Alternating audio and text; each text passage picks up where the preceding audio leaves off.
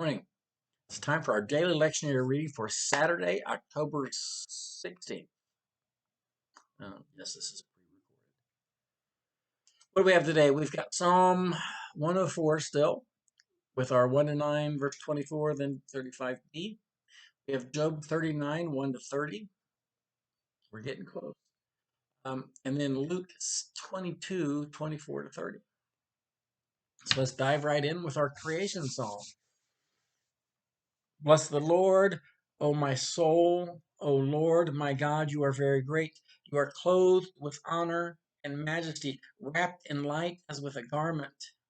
You stretch out the heavens like a tent. You set the beams of your chambers on the waters. You make clouds your chariot.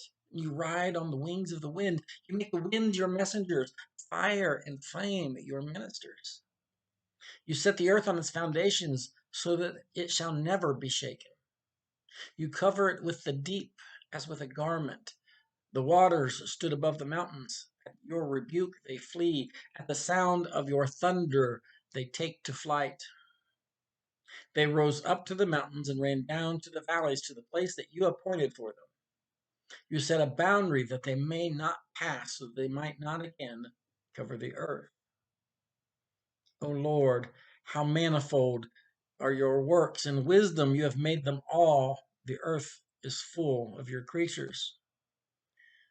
Let sinners be consumed from the earth. Let the wicked be no more.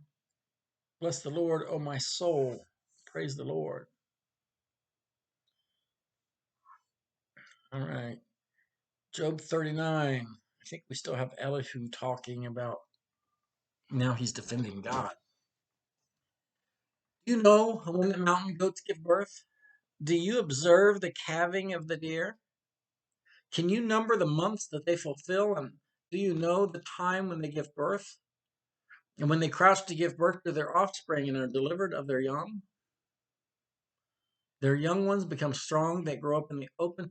They go forth and do not return to them. Who has let the wild ass go free? Who has loosed the bonds of the swift ass, to which I have given the steppe for its home, the salt land for its dwelling place?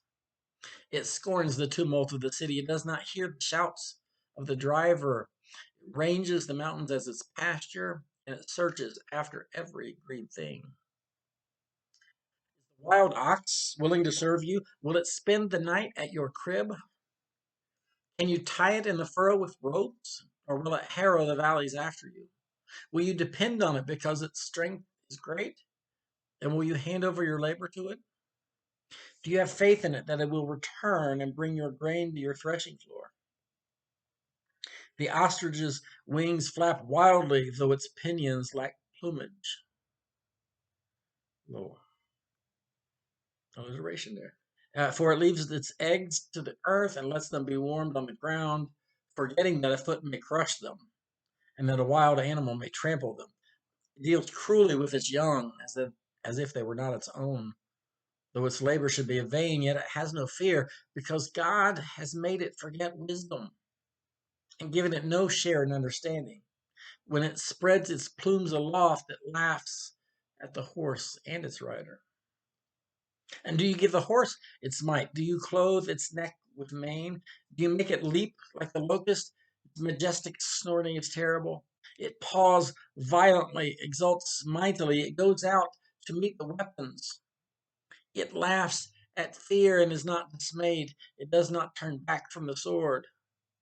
Upon it rattle the quiver, the flashing spear, and the javelin. With fierceness and rage, it swallows the ground. It cannot stand still at the sound of the trumpet.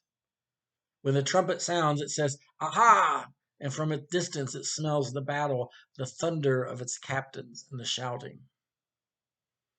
Is it by your wisdom that the hawk soars and spreads its wings towards the south? Is it at your command that the eagle mounts up and makes its nest on high? It lives on the rock and makes its home in the fastness of the rocky crag. From there it spies the prey. Its eyes see it from far away. Its young ones suck up blood, and where the slain are, there it is.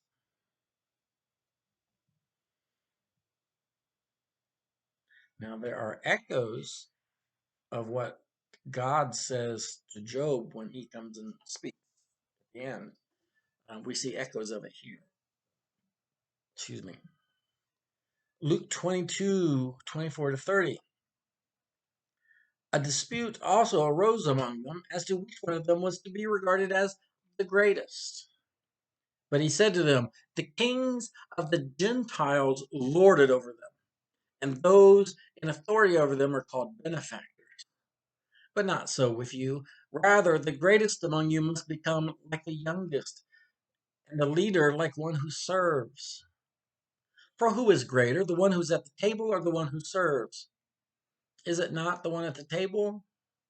But I am among you as one who serves. You are those who have stood by me in my trials, and I confer on you, just as my Father has conferred on me, a kingdom, so that you may eat and drink at my table in my kingdom, and you will sit on thrones judging the 12 tribes of Israel. You ever wonder why there are 12 disciples, 12 apostles, 12 tribes of Israel? That's exactly why. That's Saturday's October 16th daily lectionary reading. I'll see you later.